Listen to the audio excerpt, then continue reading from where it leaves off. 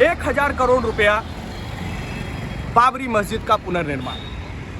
बंगाल में यदि सरकार बनती है तो बदले में उपहार स्वरूप उप मुख्यमंत्री का पद। जी हाँ, सोशल मीडिया पर एक कथित वीडियो वायरल हो रही है जो बताया जा रहा है कि हुमायूं अकबर का वीडियो है। हुमायूं अकबर उसमें ये कह रहे हैं कि भारतीय जनता पार्टी ने उन्हें बंगाल में इस तुच्छ सियासत के लिए 1000 करोड़ रुपया और बदले में उप मुख्यमंत्री पद देने का भरोसा वादा किया है।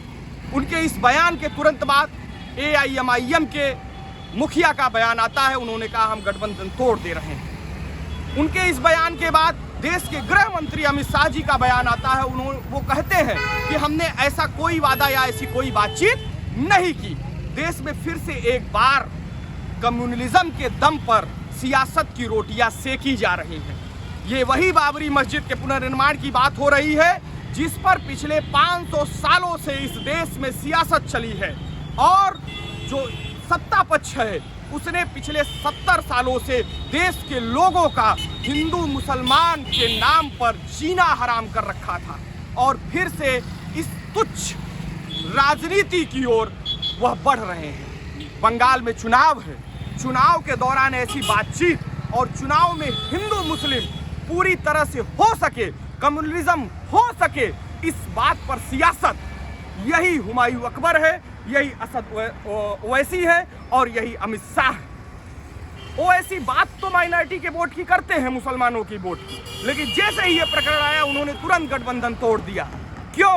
अब वो मुसलमानों की हिमायती और हमदर्द नहीं रहेंगे। उन पर सही आरोप लगता है वो भारतीय जनता पार्टी की बी पार्टी है, अब उन्हें कोई मतलब नहीं है। लेकिन बंगाल में ममता चुनाव लड़ रही है, तृणमूल लड़ रहा है, बंगाल में कांग्रेस पार्टी चुनाव लड़ रही है। बंगाल के लोगों को, देश के लोगों को ये समझना होगा, सोचना होगा कि ये कैसी सियासत है, कितना नीचे गिरा जा सकता है, भारतीय जनता पार्टी के लोग कितना नीचे गिर सकते हैं और भारतीय जनता पार्टी से जुड़े इस तरह के कम्युनल लोग कितना नीचे गिर सकते हैं और सियासत में क्या क्या कर सकते हैं।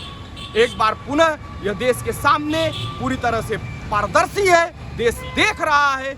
अब सवाल आपके सामने है और सोचना होगा बंगाल के लोगों को और देश के लोगों को, भारतीय जनता पार्टी की उस तुच्छ मानसिकता को समझना होगा।